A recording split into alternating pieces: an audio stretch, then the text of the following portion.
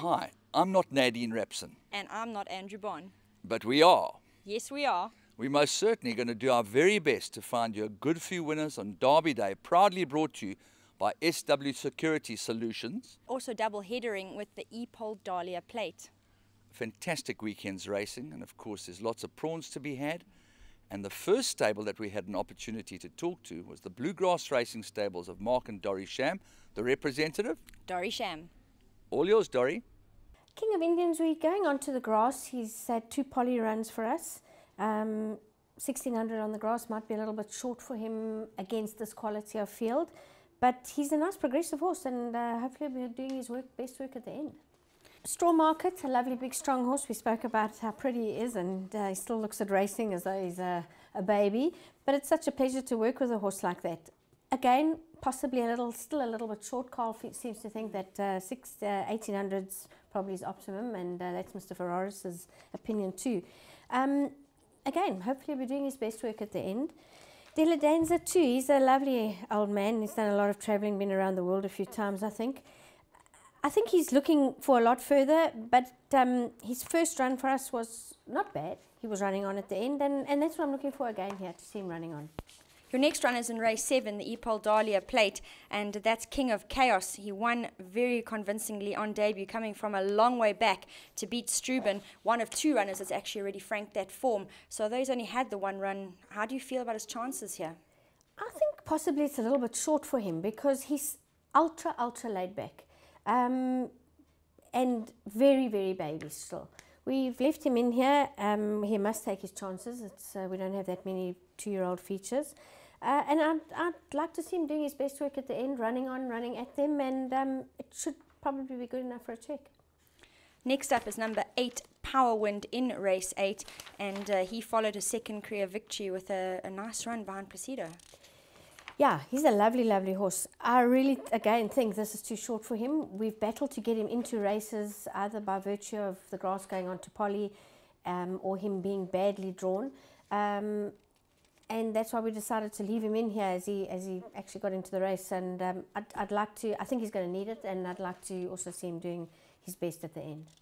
Your yard ends off with 2 runners in the 9th, number 1, Plain of Wisdom, and number 7, Woodstock Express. Plain of Wisdom's done nothing wrong. This should probably be his optimum, the 1200 down the straight. He enjoys running for Wayne. I think he's a big runner there. Woodstock, we're battling a bit with condition-wise, and unfortunately he's only had 2 runs on the poly. Again, I think he's looking for further. I'd like to see him running on a bit at the death. Yvette, your runners start off in the 2nd leg of the PA, where you go in with 4 horses. Number 1, Vivalda, 6, Blizzard Bell, 8, Path to Travel, and 11, Spiaggia. All decent fillies in their own right. They are. Vivalda top weight again, which she unfortunately has to carry every time she runs. It'll be Raymond's first time riding her, but I think they'll get on well. We have to ignore her last run on the poly because we were trying the 13 and she played up in the pen, so that cost her. Nice filly, always honest. Blizzard Bell, I think she's a very talented filly. She's shown us a lot so far. We thought of running on the grass before we try the Morkwood Stakes, so it'll be a bit harsh coming straight from the poly to get running a feature race on the grass. Path to Travel, honest filly, has her problems. Kizzy's done really well on her, so I think they'll be a good combination. And Spiaggia's having a run back. Next up is Blaze of Fire in race 5. Blaze has had loads and loads of injuries, so he's back on his way to recovery, so this will just be a come-on run. And you've got 2 really nice fillies taking on the boys in the Dahlia plate, Achterskot and Breeder. Breeder, very convincing maiden winner. Yeah, even though Breeder won by that far, I believe Achterskot's got the record. So, as you say, both very nice fillies, eh?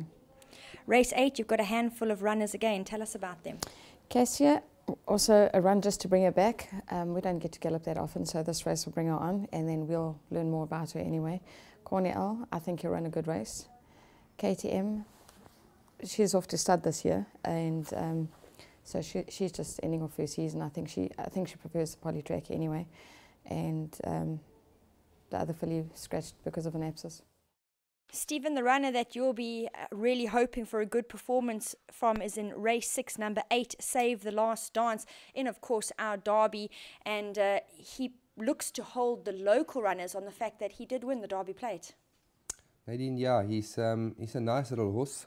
He's got his quirks, but as I said on the interview when he won last time, it's nice when a plan comes together, sort of, and you know everything has gone right for him so far.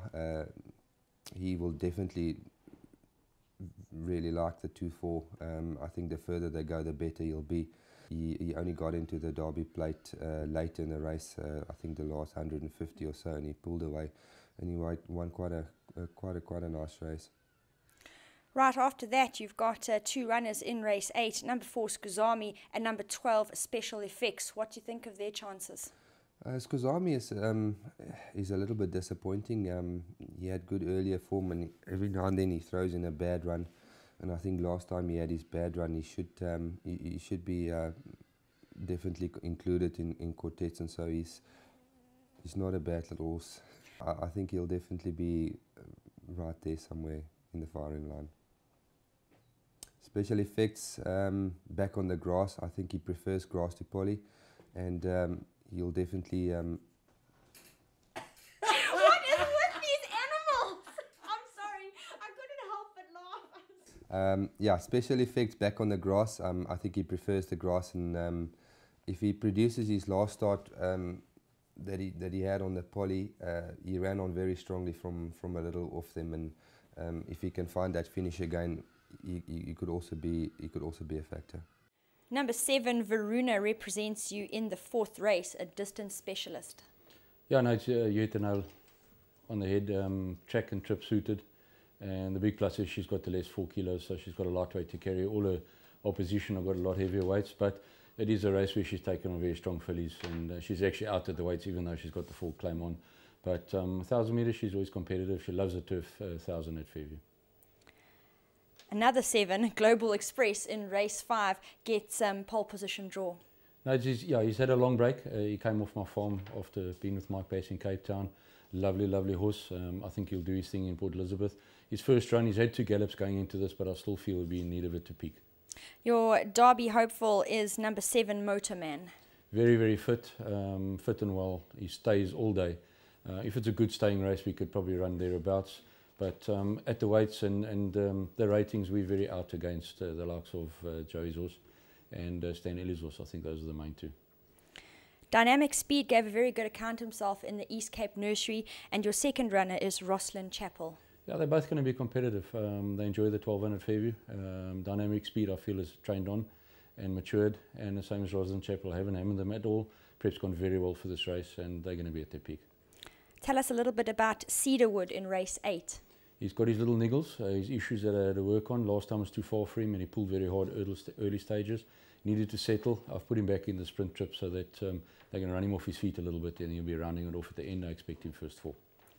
You've got 2 runners in the last race, number 5, Blue Boy, and number 13, Just Too Early.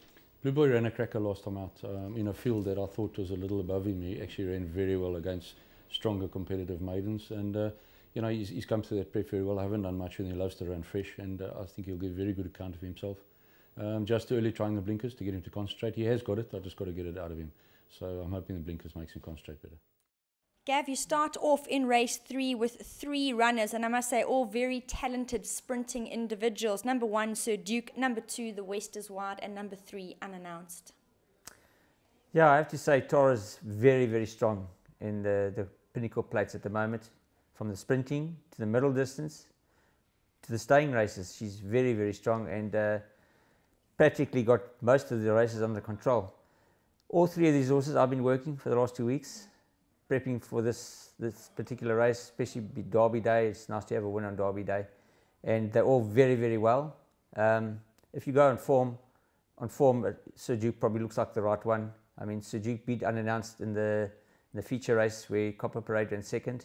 And then West is White beat Unannounced last time out. But in saying that, Unannounced was very, very unlucky. He was badly balked, couldn't get a run. He got going very, very late in the race. And he should have beaten the West is Wild that day. He is a kilo better off. But any one of them can win. to me, it looks like a 3-horse race. I think Tara will run first, second and third, and we don't really mind which one wins as long as one of them win, but they all very, very well and they're at their best. Race 4, you have number 5, House of Lorraine. She only had the one run locally, but it was very good third to Mysterio, and you've elected to keep Ntokoza Gumede aboard. Yes, this filly, House of Lorraine, came from Brett Crawford, and I think he's one of the finest trainers this country's got at the moment. We've got a lot of good trainers, but he's right up there at the top with some of the trainers. And she came to us in great condition. She's got impeccable Cape Town form. If she can produce that form, she's a big runner. But we opted to leave the Appy on to get the 4 kilo claiming, but unfortunately now he's only claiming 2. And we also didn't want Raymond to waste. You know, he's got 62 rides. We didn't want him to come here tired from wasting, so we want him to be at his best. And yeah, I think she's definitely a runner. She's got a place chance. There's a couple of fillies in the race that are quite strong, but a place. You end up with number 2, Red Barrel, in race 5. And I must say, not many horses can boast what he is. He's looking for his 5th win in a row. Yeah, if you look at his form, I think it's in between. He had a run over 1200, but he had won, I think, 3 before that. So he could have been 6, 7 in a row. But he won those couple of races, and then he came back from a rest, and he had, you know, we don't get the grass to gallop, unfortunately. So he had that run up the straight just to bring him on, and then he's won, what, 4 in a row. He's deadly over a mile. He can win a 14, but if we put him in the 14s, then he clashes against Sir Duke. So we've opted to leave him in the miles, and we leave Sir Duke in the 12, 14s. And yeah, he's a huge runner. He's got got the Chev to beat, and Justin's 2 horses. But if you look at the weights, he's beaten them convincingly before. He's better off at the weights with some of the horses. Yeah, he's got to be a big runner. Number 1, Go Get the Sheriff, runs for you in race 5. Nice fella. I can see on paper he's nice proud. Unfortunately, the handicap didn't love him too much. He's for a second, a third, a fourth in a win. He's gone from 84 to 107. And if you compare him to the field in the July, you can't compare them. But we're there, and we're clashing with Red Barrel. We haven't beaten him yet, and from getting weight, now we're on level weight. So nice horse, honest horse, he should be there. Paradise Cove is your Dahlia Plate hope. Yes, he won first time out, and then unfortunately was nothing in the program for like 3.5 months. So he had to have 3 quick runs to get him prepared for the nursery. And took a bad knock on that day. So that's his only bad start, but if he bounces back to himself, he could be in the money. In race 8, Range Lights runs for you. Yes, I tried over ground, decided to bring it back in distance, and last 3 starts was crackers, beaten like 2 lengths or so, and fully against the Colts, but could be there. You've got number 2, Pick a Star, newcomer to your yard, and number 8, Less Flash, More Cash, to round up your day's racing in race 9. Pick a Star, first run for me, should be underdone, but very nice horse. Less Flash, More Cash, draw line to the last start, just one of those days. Otherwise, could be there as well. Number 4, Mysterio, and number 9, Miss Frisky, run for you in race 4. Mysterio, she's had won her first start in Port Elizabeth for me. Last time she wasn't disgraced, finishing 4.5 lengths off them, you know, on the poly track first time round. But we brought her back onto the grass. Greg is riding her. She's a filly with a lot of ability, and you know, if she puts her best foot forward, we'll be in the money. Miss Frisky, well, she's always thereabouts. I think depending on her mood on the day, really for her, it's that type of story. You have 3 representatives in the Derby, namely number 4, CAMERAMAN, who ran 3rd in the Derby Plate, number 9, Your Lordship, and number 10, Well Informed, who ran on very well, trying further last time out. Yes, Well Informed finished 2nd last time out, for stepping up from a 1200 to an 1800. I was happy with his run. He ran a good race. Your Lordship, I think, maybe a little bit out of his depth here, but small field, and you know, you always have to have a bash with it. And he's my own horse, and feel we've got to support the local racing. And then CAMERAMAN, he's a nice horse.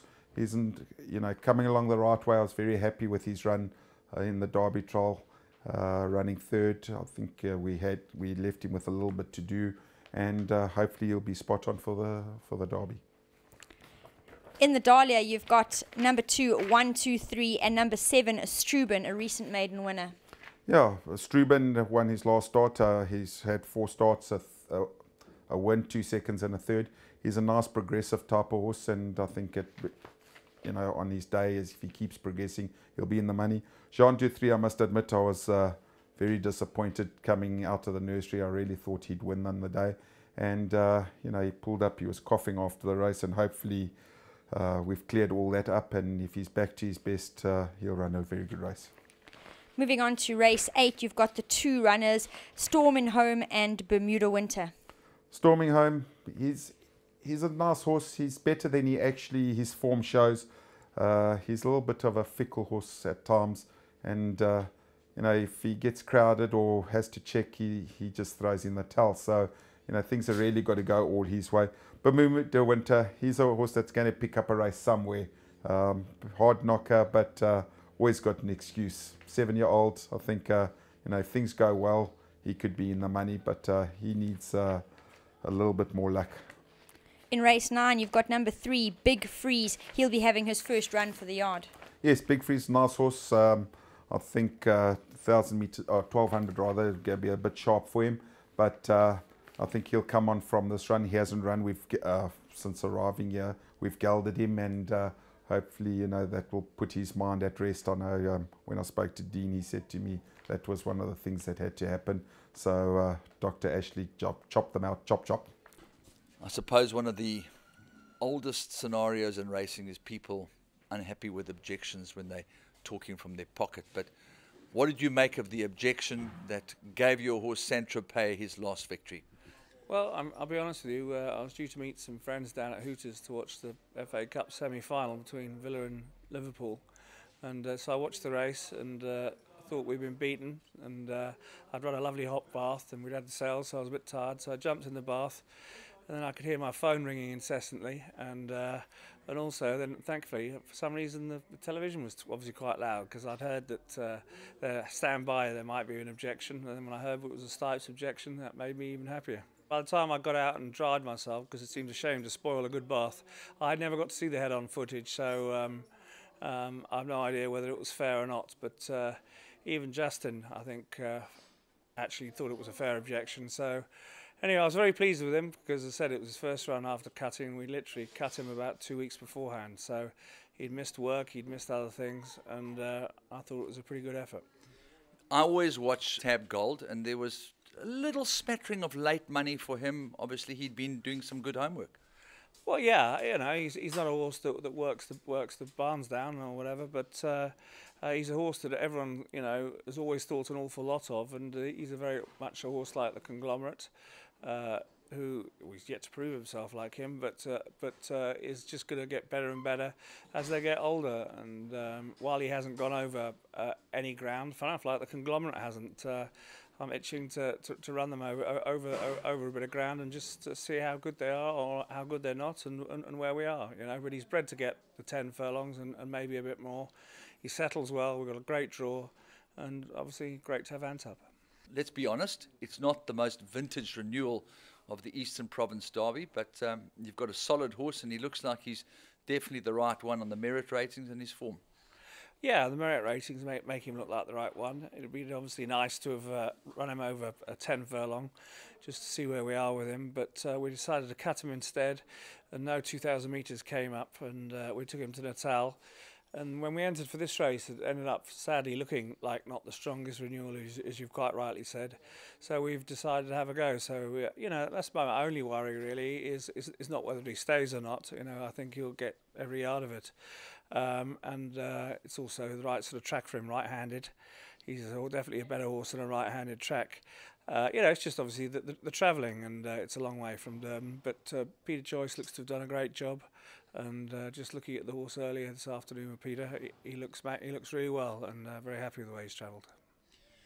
I must admit, I'm getting a bit confused with all these Derby distances, because obviously we know that the true Derby distance is 1.5 miles, and the Americans seem to think it's 10 furlongs, but it's a far cry from Louisville to Fairview. Yeah, so do the French. They think it's 10 furlongs, but there you go. No, it is a long way from Louisville to Fairview, but it's a race we always like to try and compete in and have a go at. We've won it a few times, and I always love coming down to the Eastern Cape, A, to see Peter and Val Phoenix, and B, just to see lots of people there where literally I nearly started my career, so it's always good coming back.